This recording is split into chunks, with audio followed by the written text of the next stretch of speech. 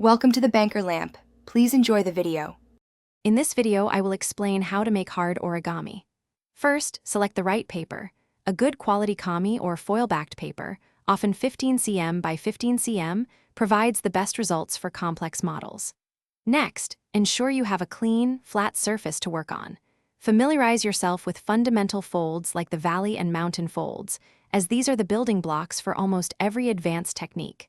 Precision is key, so take your time with each crease.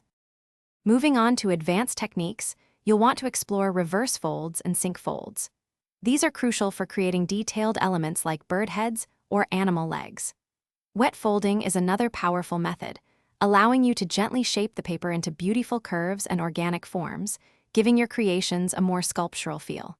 Remember to use a bone folder or a ruler to achieve incredibly sharp and precise creases, which are essential for intricate designs. When you're ready to tackle truly complex models, begin with intermediate designs, perhaps those rated 3 out of 5 in difficulty, before jumping to the most challenging projects.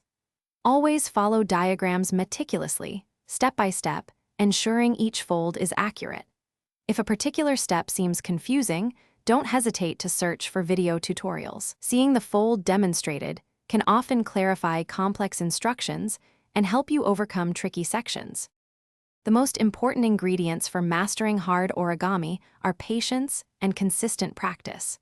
Don't get discouraged if a model takes several hours or even multiple attempts to complete. Every mistake is a valuable learning opportunity that refines your technique. Remember to take breaks and stay hydrated during long folding sessions. For a great way to keep your drinks cold and stay refreshed, check out the Oala water bottle and other deals linked in the description below. Keep practicing, and you'll be amazed at what you can create. Thanks for watching. If this was helpful, leave a like and consider subscribing. See you next time.